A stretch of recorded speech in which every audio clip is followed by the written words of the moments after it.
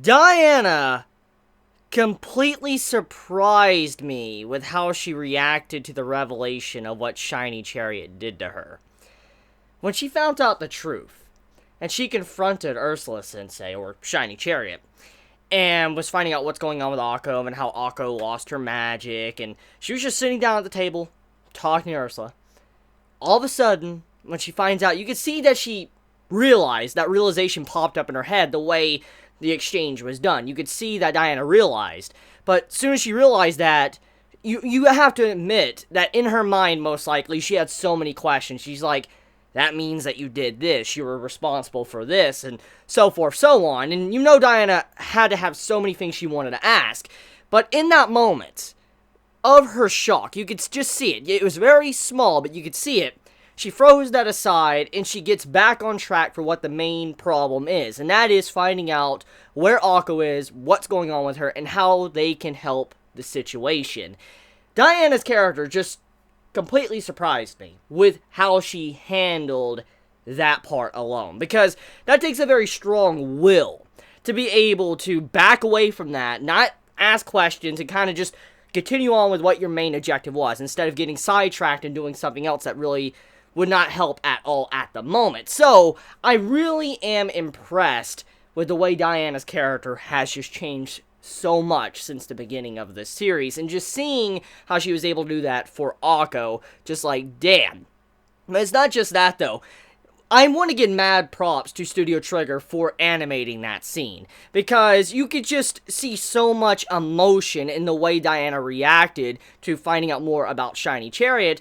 You could just see the way that scene was drawn and animated, but there didn't need to be any dialogue. There was no dialogue that needed to be there for us to get the message of what was going on. So that just served as a really good way to showcase how Diana is as a character when it comes to some serious situations, when stuff needs to be handled. I'm just really impressed with her character, and that's definitely a really major moment of this episode, and probably one of the best Diana scenes of the series. Now, with all that out of the way, though, let's talk about the main point of this episode, and that is finding out more about Shiny Chariot and what led her to committing such an act as stealing away magic from children.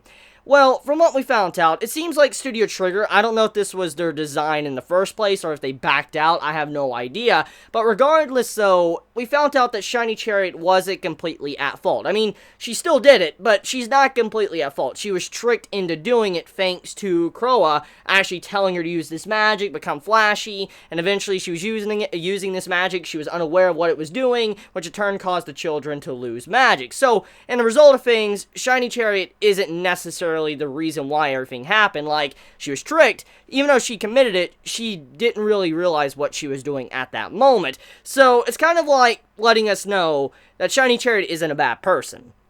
Which, honestly, I'm a little bit disappointed with that, because with the way the last episode was done, with Shiny Chariot basically admitting that she did that, she stole magic from Akko, she ruined so many, children's futures for what they wanted to be. The reason why Luna Nova has faced a crisis and why nobody's popping up is thanks to her. I was like, holy crap, this is a very dark and interesting direction for this series, especially Shiny Chariot's character in general, because of everything we know from the series, seeing her in that type of spotlight was just ridiculous. But then it seems like Studio Trigger backed out from that. Like, no, let's make it to where she isn't bad. She's a good person, just she was very naive and misled. And I can see why they probably went that route, because many might not like Shiny Chariot being, the big villain in this case, but I really wish it would have stuck with that route, with, Shiny Chariot being someone that was actually manipulating Akko, and Akko had to come to terms with it, but also find her own path to set out for her dreams and make people happy. I would have really liked that, but apparently we're not going to be getting that, which is kind of sad, but overall, though, I guess that's what happens, and there's nothing I really can do to change that. However, though, besides finding out the truth of what really happened, we get to find out kind of exactly how Akko is still pushing forward. Even after everything, after finding out the truth about her idol, someone she looked up to, crushing her basically, she still manages to look forward thanks to all of her friends. She actually had help. Her friends basically gave her a little push, and she was able to get back on track and realize what she needed to do. She hasn't given up on her dream at all, so it just shows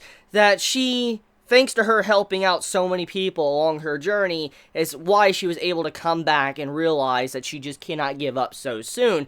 And I really do like the exchange between Diana and Akko as well. That was a really good scene, showcasing how two of these characters that had very similar origins, like, okay, their upbringing was a little bit different, and one had a better start than the other. However, they both lost their magic, they both had someone they looked up to, they had similar ideals and goals they wanted to achieve.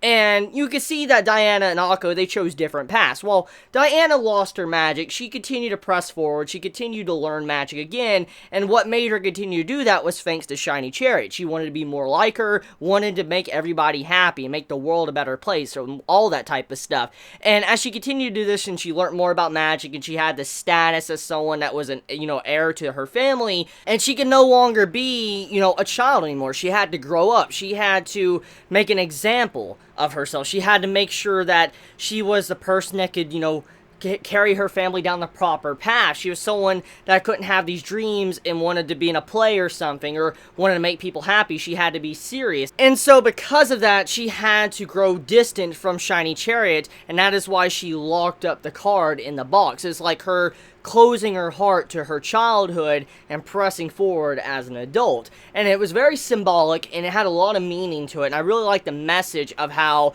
Diana stated she was really upset with Akko, how she really disliked Akko. She wanted to get away from Akko, because Akko was a living example of someone that didn't give up on her dreams. She continued to be what she wanted to be. She didn't lie to herself, deny what she was. She continued to press forward and become what she wanted to become, and she's still trying to this day. Even though Diana, she is someone that has shown that you can come back from losing your magic, Akko is someone that hasn't given up even since the very beginning and thrown away with what makes her her. For instance, wanting to be like Shiny Chariots. And that's what really pissed off Diana, is that Akko was able to be herself without someone nagging at her or her faking it or putting on a mask. She was really upset with Akko because she couldn't be like Akko. She was jealous. And I loved the writing of that. I like what Studio Trigger did with Diana and Akko's character and kind of how they connected. But it's also very similar to how, Croa Sensei was, and also Ursula, or Shiny Chariot in this case. As we remember, Shiny Chariot and Ursula, they were very good friends in the past, and over time, eventually Shiny Chariot, she got, the shiny rod. She couldn't achieve the final word, which Croa took it upon herself to do certain things, which caused Shiny Chariot to be in the position where she stole magic from kids, but also to go even further, it strained the relationship. And also, Croa, she was very jealous of Shiny Chariot, and she basically just harbored this jealousy, very similar to how Diana is. So I like how there's a lot of correlation between these two characters. It really fits with the theme of the opening song. If you look at the opening song, it just completely fits. So overall, I do enjoy this episode. Is a really great episode. It had a lot of meaning to it. Just seeing Akko stand up and not forgetting what she needs to do, but also seeing how, there's a lot of characterization for Croa and Shiny Chariot and Diana as well. So just a glorious episode. Let me know your honest thoughts in the comments below, and I love you all so much. You have a wonderful day or nights wherever you live. Please be safe. Chibi out.